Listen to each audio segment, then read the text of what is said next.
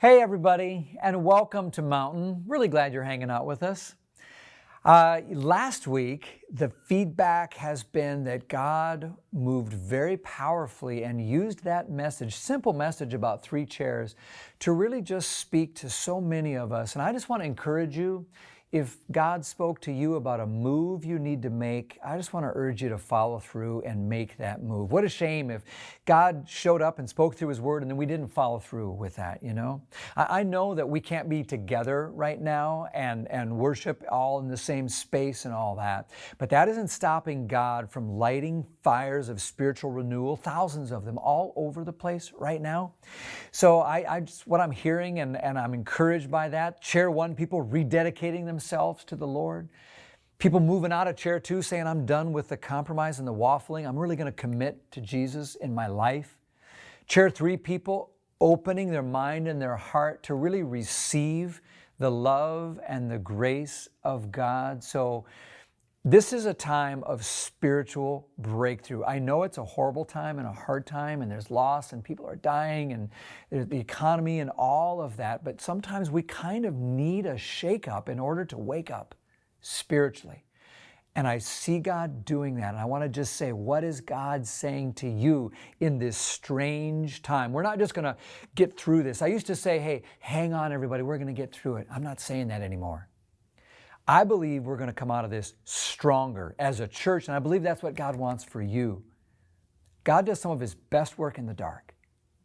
So just be alert to whatever God is doing in you in this crazy time, because sometimes a shakeup is exactly what we need in order to wake up spiritually. Now today I have some stuff I think is so fun for you to hear, and I can't wait to share it with you, but it's Mother's Day.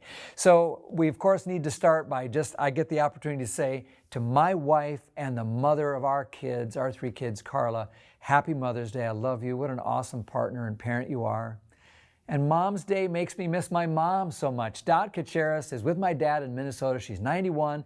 She's tiny of frame, but she is mighty in her faith and in her spirit. Mom, I love you and I miss you. Can't wait till when I can be with you and give you a hug in person soon, I hope.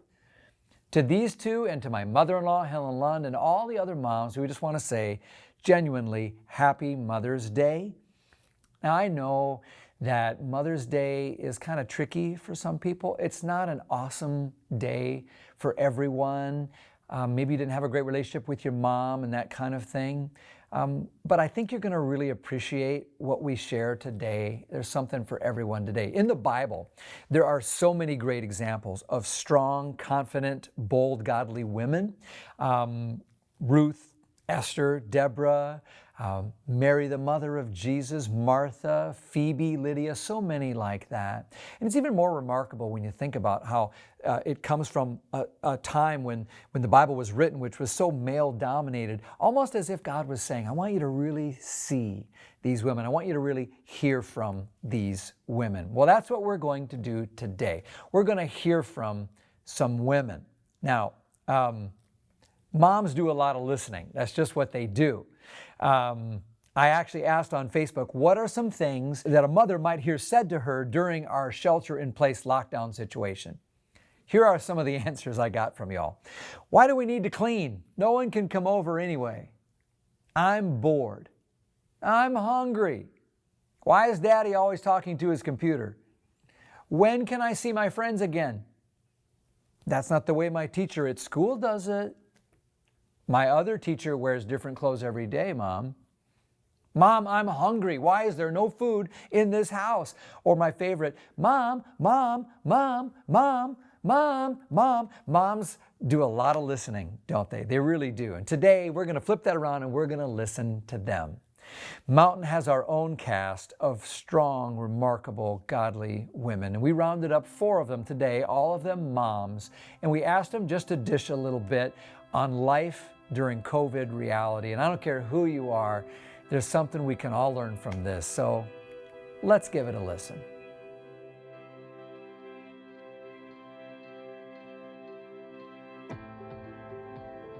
So back up, tell us, some people may not know your family.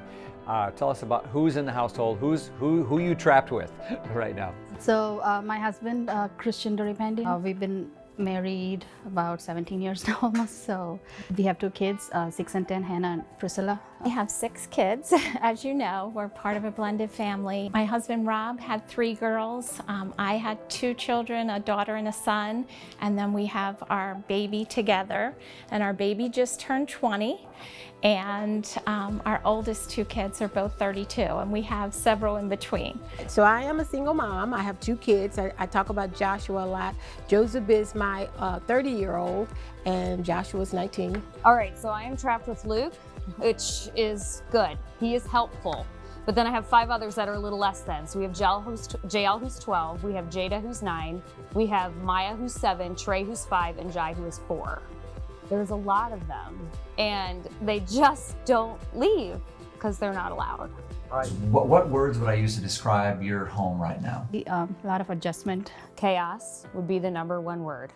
We've had a couple kids home, and it's been interesting at our home. I'm used to him being gone. Now there's cereal on the counter and the dishes are in the sink, and I'm thinking in my mind, so how did you think they were gonna get in the dishwasher? Rob is our small groups pastor here at the church, and he is Zooming about 8 to 10 hours a day, it feels like, from the kitchen table in a very loud voice. Okay, we can't go from PJs to PJs. Like, the laundry basket was filled with just PJs. I'm like, that's not good. You have to put on jeans like a couple times a week, or you have no concept of how you're expanding. But other than that, it's sweatpants and t-shirts every other day. Like, has there been like some surprises, like, oh, this is actually kind of a cool thing, or like a good thing that you kind of hope doesn't go away when this is somehow different in the future? Yes, yeah. Our intentional family time has been huge. Something we've done is we've done like a family walk or a bike ride every single day. The kids look forward to it. They're like, when does our family walk? And Luke and I both said, like, we actually see our children, like really see them and process and see their personalities and see how much they've grown. And it's been really, really good. Lately, the last few months or even years, I should say, during the week, I don't think we ever had like a family meal together around the table because of the work schedule and the school schedule. And so this has been awesome. So we take time for lunch together every day. Like we all eat lunch together. We sit around the table and we talk and we laugh more, which has been really good. I'm not packing lunches in the morning. That took me 40 minutes every day. So that's been a blessing. But more than everything, I feel during our prayer time in the night, our family prayer time, which was really like a quick Bible reading, a quick prayer, and a little tiny song, and then we go to bed. That's it. It's become more meaningful. It's become more purposeful. And then we play music and we all worship together. And that's something we really want to continue. And this thing started some weeks ago now. What's been the challenge for you? We have had to have a schedule because if we don't, we all just roam around aimlessly, eating constantly. It's just insanity. I actually was reflecting on this the other day because I've been really blessed in this season to not have the extreme anxiety that I would often have. And I think that's only God's peace, but it certainly comes. So I have been very intentional about being prayerful, 1.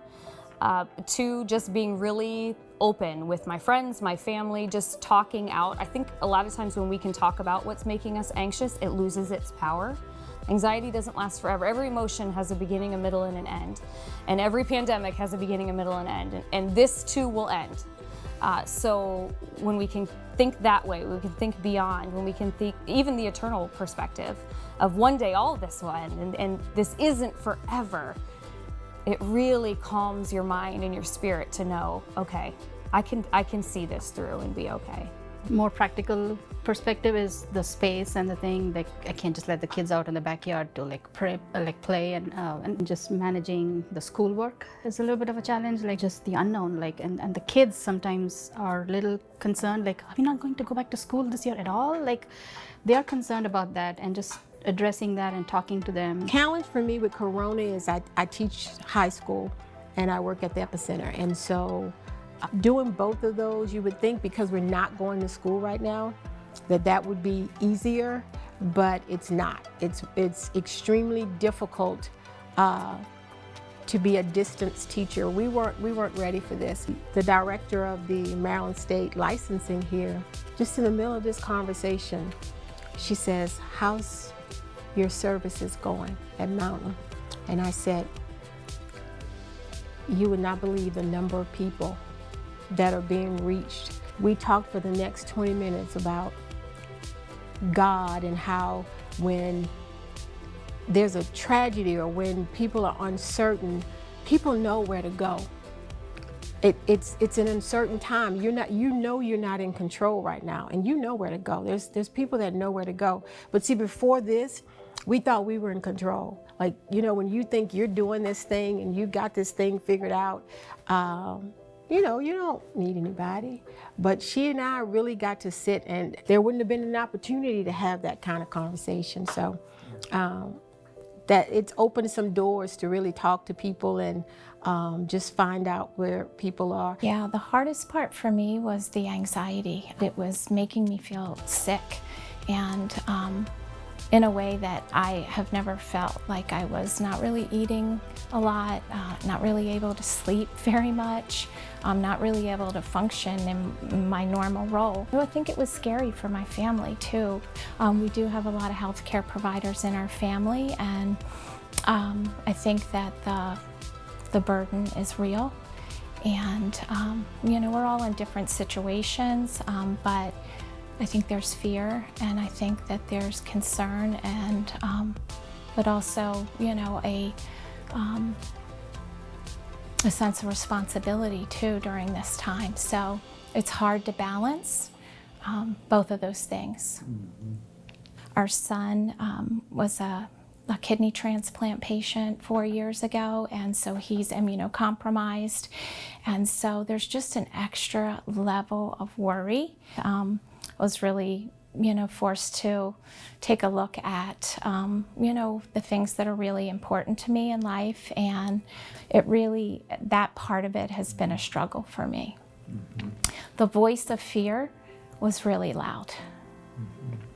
Talk to us about your vision for motherhood. It's funny, I always wanted to be a mom. I always knew I wanted a lot of kids, and I always knew I wanted to adopt. That's I've always remembered that I always had enough love for my biological children and children who are not mine biologically, but given to me by God. And so my vision in all of that has always been, I just want my kids to feel loved and safe and protected and respected, and ultimately that they would love Jesus. And if I could do those things, then I've done all right. The biggest thing I think about on Mother's Day with adoption is I always want to honor my kids' biological mothers in any way that I can. They're very much on my mind during Mother's Day. We didn't know their biological mothers. They were abandoned. We don't have any information about them or where they are. But somewhere they knew that they are missing a child on that day. And so I find myself really burdened and prayerful for their moms on Mother's Day. As they get older and have more understanding, I'll talk with them about their moms, but also celebrate that I get to be their mom, that God picked me for their mom, and that I'm honored and blessed to do that. So I don't want Mother's Day for them to be a sad day by any means, but I want to honor who brought them into the world and celebrate that I get to raise them. Motherhood, to me, in my mind, I think about my mom and my dad, and it's like we're very close, even though we're 1,300 miles away from each other. And we talk pretty much every day, even before Corona. And there's just this relationship. So that's what I see when I think about motherhood, that just nurturing. And for me and my kids right now, I'm having to step back. Just being a single mom and working. So you gotta work. All of it's yours. All of it's your responsibility. And I've always had 2 jobs. Always. And now I'm seeing the results of that. Now I'm seeing the results of that. But as we were unpacking, we found this wooden Scrabble game that a few years ago I had gotten, and I'd purposed in my heart, we're going to start a tradition. And I had this little Scrabble game, it was portable, and I picked the day of the week, it was Tuesday. I said, I don't care what's happening, we're going out to eat, we're taking this game, and we're gonna sit at the table, and while we wait for our food, we're gonna do Scrabble. And we did that for about, I don't know, a month or so. So when I was unpacking and was sitting on my kitchen table, Joshua says, Mom, you remember when you used to make us go to the restaurants with this dumb thing? And I said, yes, I do. And that made me smile inside, because, you know, to him, it was, yeah, but, you know, just little things like that. But I know now, those things don't just happen, and you've gotta work at it, and you gotta work at it, so. Well, my vision for motherhood, I love motherhood. I think it's really one of the most important jobs that we have, that we're called to. And I just feel like it should be a life-giving presence in the lives of our children, and that we are one of the most important people that can teach, show, and demonstrate unconditional love to them. So that kind of embodies motherhood to me. I think when our kids are young, it looks more like a sacrificial love, you know, where we're giving our body and giving our time and our energy and our sleep and our desires, and we just give everything during that time. And then I think as our kids get older, you know, we're focusing more in a teacher and a come alongside role, where we're trying to teach them right from wrong, and you know, teach them how to forgive and how to accept forgiveness, and also I think just be their best encourager and cheerleader. And then for me, because my kids are all grown now and they're adults, I've really had to be flexible and change, like, the way that I mother them. And I'm finding it to be now like one of the most rewarding, and also like one of the biggest blessings in my life. Sorry, just to be able to like walk through, you know, life with them, the good and the bad. And I'm learning how to discern when to listen and when to speak.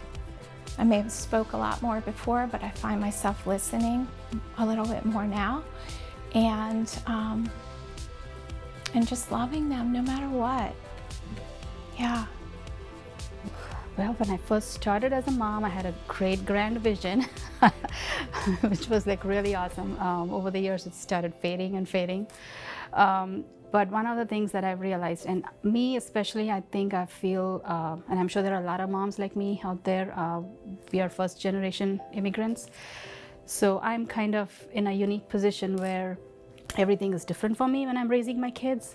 That was initially a kind of a stressful thing for me. Like, okay, is it right to do? I mean, is it okay for them to do that? Like, there are so many good things I want them to learn from my culture, but there's also wonderful things from here that they should be learning. So it's just so hard. And one of the moms from church, an older, wiser mom, she was like, you know, always look at what God wants you to do. And it was just a simple thing. I should have known that, right? But sometimes it takes someone to tell you that, to really listen. And so now we try to have like a framework where if it's in the eyes of God, is it okay? I mean, something could be great from my background, I want my kids to do, but in the eyes of God may not be that important, and it's not really worth it. So just letting go of those things. And I'm thankful that I have a husband who kind of balances me out there. He's sometimes more level-headed. So we talk about that and we pray. So those things helpful. And one thing I've found is having a relationship with the kids is more important than anything else. Again, I learned that from another mom from church, actually. So it's just and just being present with him, and the relationship is more important than everything else. I mean, and I try to do it. It's just to be able to listen and to be relatable. That's more important than, and I'm not perfect. I mean, I'm not all the time, but at least to know that and to try to work. I mean, that's my goal. What has being a mom taught you about who God is? So I think when I think about that unconditional love, it makes me think of how God loves me. And I don't think we always accept or acknowledge it on a regular basis, but that's truly where it comes from. And God gives us that instinct to love our children in that way because He loves us that way. And God has taught me a couple things. I feel like He's taught me not to get on all the roller coasters as a parent, and He's taught me to wait at the end on the ground. So when they get off, you know, they're gonna have all the highs and lows, but when they get off, I'm waiting there and can be the solid ground when they get off. So that's a big one. And I think I touched on this before, but just I've learned to adapt and change and know that one kid needs something and another kid needs something else. I've learned how to say I'm sorry. I'm not always right. And there's a lot of power in that. And I think what God has shown me through this pandemic is that I'm not the one that keeps them safe. I'm not the one who can make everything okay for them as much as I want to. And I think it's okay to try a little bit. I haven't let go all the way, but I'm ultimately not the one that can do that. And it's not what I can do for my kids, but it's what God can do for my kids.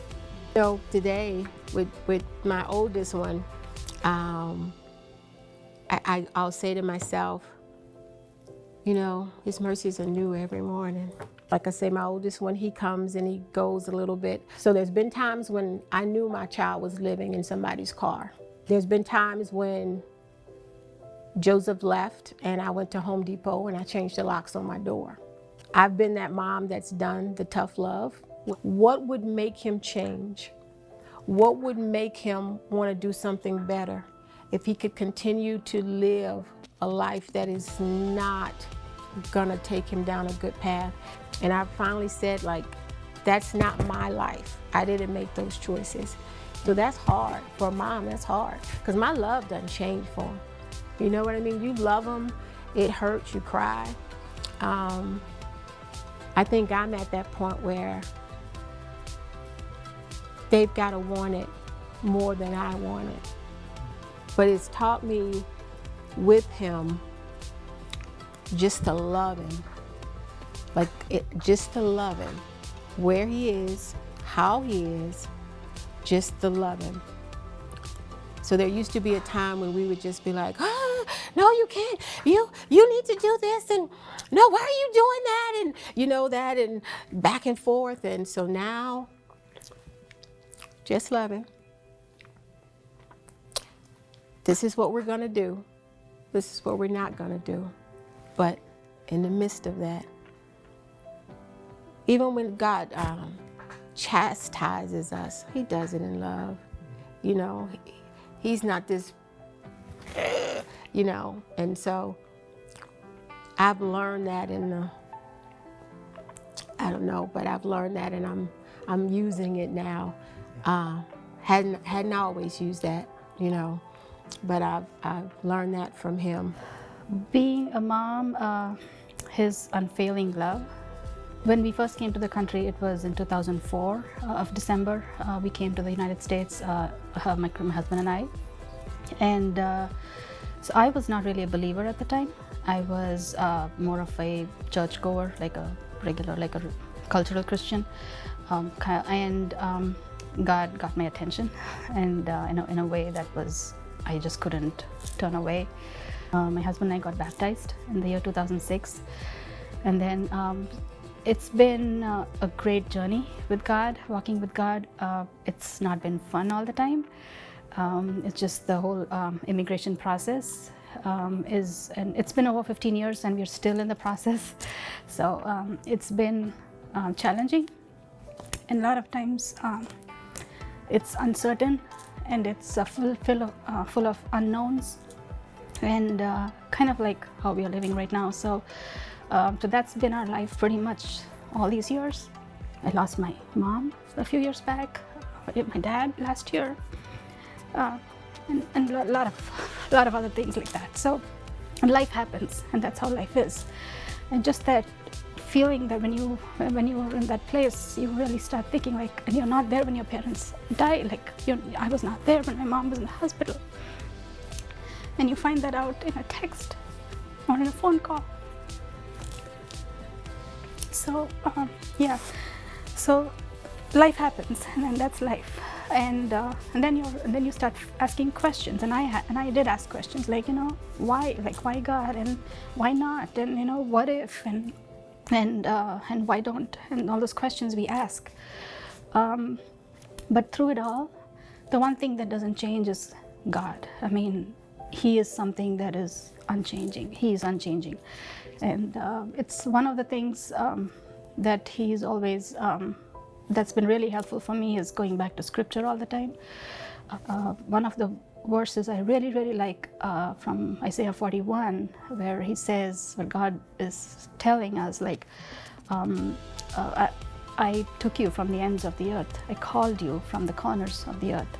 You are my servant. Don't be afraid and don't be dismayed. I will uphold you in my righteous right hand.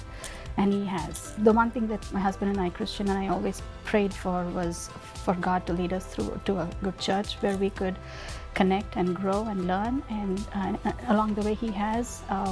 And we came here in 2007. And I mean, you hear of God's love all the time, like, oh, God loves you. I'm like, oh yeah, I know He loves me. And you can't measure His love. I mean, oh yeah. I mean, you read it in the scriptures and everything. But when you have your own kid and you love them, is when it's a small, tiny glimpse of that large, big love that God has for us. I mean, I don't think we can match that. I have learned about God that He really does unconditionally love us. And what I mean is, when I had kids, I never realized how much I would love my kids. Like how much I would desperately love them and long for them to do well and be safe and know that I love them. And when I think about God and His desire for us to know that He loves us and just how deeply He loves us, it's hard to even fathom that He can love us more than we can love our kids, or that He can love our kids more than I can love my kids. It just blows my mind. It just shows how good that God is. So my mom died when I was 6 years old. And I was blessed to get another mom. My dad remarried, and she's been my mom my whole life. And so I was blessed in that way.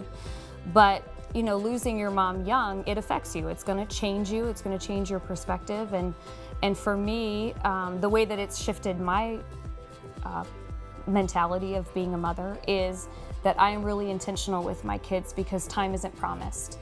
And you don't have forever with your kids. And so for me, it's about taking advantage of the time I get with them.